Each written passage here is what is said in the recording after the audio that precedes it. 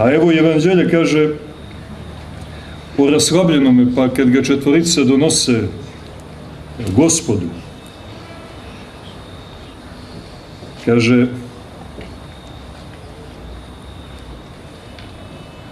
onda i gdje smo, i gle, kaže, donesoše mu oduzetoga koji ležaše na odoru. I vidjevši Isus vjeru njihovu,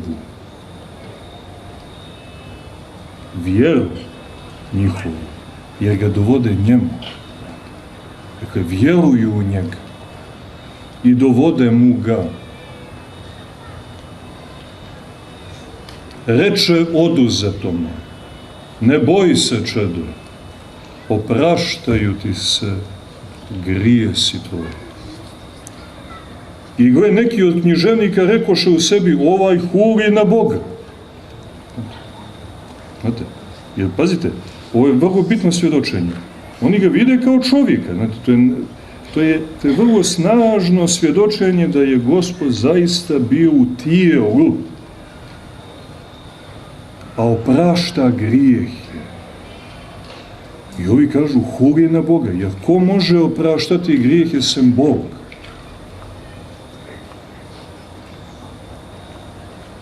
A Isus, vidjevši pomisli njihove, reče, zašto vi zlo mislite u srcima svojim? Jer šta je lakše reći, opraštaju ti se grijesi, ili reći, ustani i hodi? Ali da znate, i mi da znamo, da vlast ima Sin čovječiji na zemlji opraštati grijehe. Tada reče oduzetome, ustani, uzmi odar svoj i idi domu svom. I ustavši, otide domu svom. Isceljenje na riječ. Oslobađanje od grijeha i posljedica ustajanje sa odra, oslobađanje od bolesti. Riječi, pazite, to je silna moć.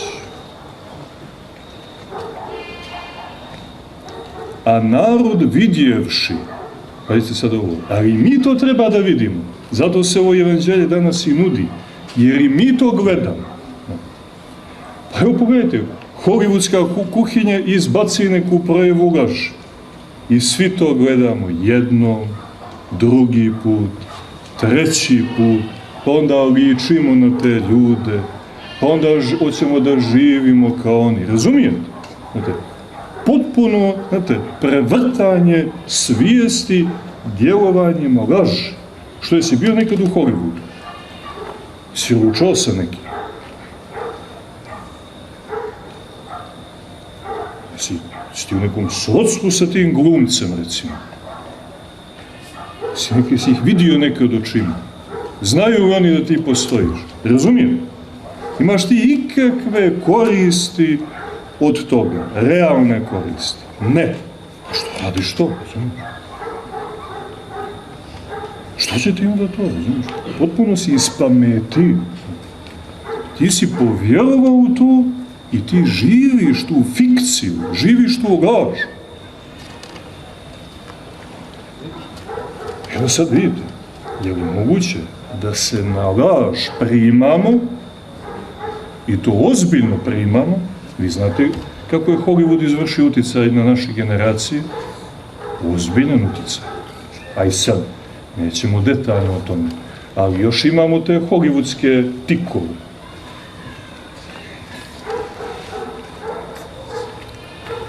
Tikove, i trzaju i tako. To su traume. A laž može da se primi, a istina ne. Pa neće biti da je tako. Što ne bi evanđelsko svjedočenje izazvalo promjenu u nama?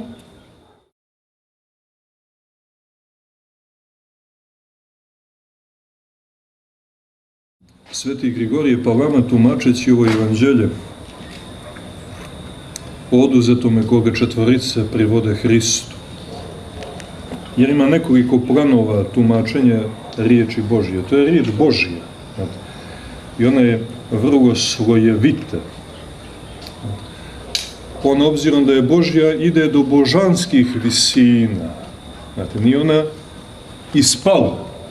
Pa je nekad bila na nebu, ali eto tako omače se pa ispade i sad je mi ovako po zemlji govorimo i propovijedamo. Ne. Ona jednom izrečena uvijek ostaje njegova. I svaka evanđelska priča, ona ima božanske dimenzije. Ali po premudrosti i snishođenju Božjem daju se mogućnosti da ljudi postepeno ulaze u tajnu riječi. Pa onda imate ovakav efekat. Znači, prost čovjek može da je razumije, data mu je, prilagođena njegovoj moći i opažanje i razumijevanje. A sa druge strane, izuzetno duhovni ljudi koji imaju snažne umove za sozrcanje, oni ostaju bez daha, i kažemo, naginjući se nad bezdanom te riječi. Jer sagledavaju božansku dimenziju evanđelja. Sad, jedan od takvih otaca je i sveti Grigorije Palama. I onda je njima dato Duhom Svetim, a opet da i sa nama to podijele, da ulaze u tu duhovnu pozadinu ili evanđelskih pouka ili evanđelskih događaja. Pa on u ovoj četvorici koji privode oduzetog Hristu vidi četvoricu evanđelista. Mateja, Marka, Luku i Jovana. A u svakom od nas vidi oduzete. Jer stvarno čovjek je, kad ovako pogledamo iz evanđelske perspektive, oduzet čovjek. Baš oduzet. Sa što on trči na onim trakama umjesto, znate, što se vere po ovim planinskim vrhovima, što može mnogo toga i na 100 metara i u sekundi, ali to je sve kamuflaža njegove oduzetosti duhovne. Jer je u odnosu na Hrista potpuno oduzet i na bilo šta što je duhovno. Onda evanđelisti uzimaju takvoga, a to smo svi mi, i polako nas privode Hristu. Tako i mi. Ali vidite, njega nisu kidnapovali. Pa uvećali četvorica i odlučili da mu pomognu i čovjeka uzmu sve sa posteljom, iznesu ga iz kuće, a ne su ga pitali. Nego on se saglašava. Tako i nas. Vidite, neće nas nijedan od evanđelista na silu i mimo naše volje privoditi Hristu. Neće. Evo, preispitajte sebe. Napravite jedan brzi evanđelski test. Koliko koristite mogućnost evanđelja? Evo, Novi Zavjet, je li tako? To je ta mogućnost. Koliko je koristimo? Koliko na dnevnom planu provedeš sa Matejem?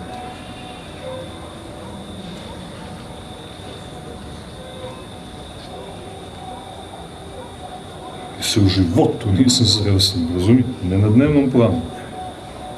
Nema ga u životu. Sa Lukom, Markom, Jovanom. Jer imaju oni mjesta u tvom životu? Nemaju. Znači, oduzet.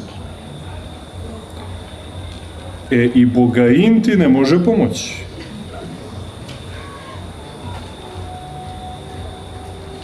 I terapija.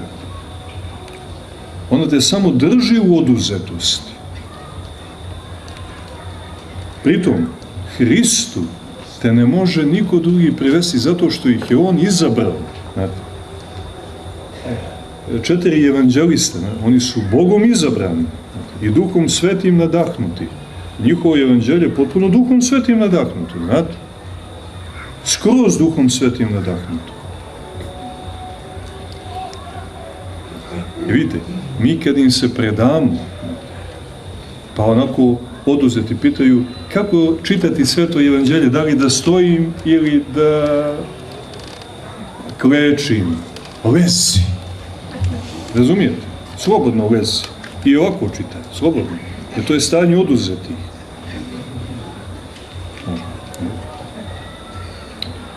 Ne možeš ti da stojiš, je tako? Ne možeš ni da klečiš. To su stanje uznapredovanja. Nego fino lezi. I ovako čitaj. Malo ćemo ako demonstrirate, ali to je to, ovako fino. Pa polako. Sigurno će veća pažnja biti ovako čovjeka stoji pred ikonom, a obzirom da smo mi generacija naloženih, što bi se reklo, i ti ko zna u što čovjek upada. Vidimo ovako malo kad razgovaramo, tu je Pitrahilji već vise, kadionice, tu se Tamjan već osjeća, tu već ne čitaš pred ikonama, nosi na amvonu, pa držiš onaj orar đakonski, razumijem? I počinješ da čitaš kao đakon. To su već ozbiljna stanja, onda ne da si oduzet, nego tebi više nema pomoći. Đakone. Nego fino, znate, realno, polako. I onda nas oni uzmu, njih 4 i privedu Hristu, jer evanđelje i jeste dato da nas Hristu privede. Pa kad Gospod vidi, a čuš vjera evanđelista, razumijete? I naša vjera u njih, što ti ne vjeruješ u Svetoga Jovana Bogoslova, razumiješ? Ne vjeruješ u Luki, Mateju, Marku, Pavlu, Petru. Znaš, ne daj im se. I oni će te podignu tako raslavljenoga i Hristu da te privedu. A što to znači Hristu? Crkvi. Jer evanđelsko predanje učenje obavezno crkvi privode. Ako nisi kršten, privešćete krštenju. Ako si kršten, privešćete pokajanju. Pa pravoj ispovijesti, ne onoj bilo kakvoj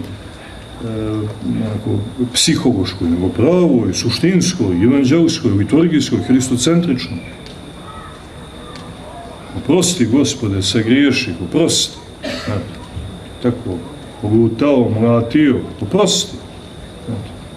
Evo, vraćam se, ti si moj Bog, ti si moj spasitelj, tebi se poklanjam, tebi pripadam. U tebe vjerujem, tebi se pridajem. To pokajanje. I onda i konačno svetoj čaši, pričašću.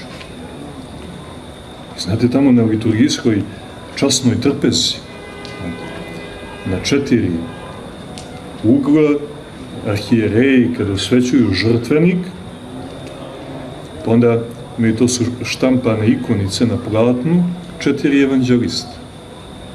I otpjevamo svakome po tropar, i arhijerej ih na vosku topljenom i lijepi ih na žrtvenik. 4 evanđelista. I onda ga zastiremo i ide ono što ide, evanđelje, antimins i sve ostalo, da se služi liturgija. Jer oni kad te privode, neće te privesti bilo gdje, te privode u crkvu, u hram, na liturgiju. Za razliku, recimo, od lažnih, ima danas, koristi se taj vakum, pa se pojavljuju neki ljudi sumnjive pobožnosti. Pogrešne, lažne, drske pobožnosti, pa koriste vakum i onda organizuju poklonička putovanja, vode ovaj naš siroti narod i vode ih tako po svetim mjestima. Tako, sveta mjesta, onda im tamo pričaju neke bajke, priče, šta će nevoljena narodi, da ko veli, ajde, da Bog pomogne i sveci Boži, ali obzirom da se ne radi o evanđelskoj duhovnoj strategiji i organizaciji, to uvijek bude pogrešno. Jer evanđelisti te nikad, oni ne šetaju s tobom oduzetim tamo ovamo. Ne budete po svetim mjestima, ajmo ovamo, ajmo onamo, ajmo sad malo ovamo. To bude direktno Hristu. Pritom da se razumijemo, nisu oni, bilo ko, nego među svetima apostoli su najsvetiji. Čeko bi se radilo o veličini svetosti, onda bi oni to završavali. Međutim, ne. Zato su oni veliki i zato su Hristovi i zato su apostoli, zato što ne privode sebi, nego Hristu. I on je tu jedini, nezamjenjiv kao takav. A njihova misija je da raslabljene njemu privode.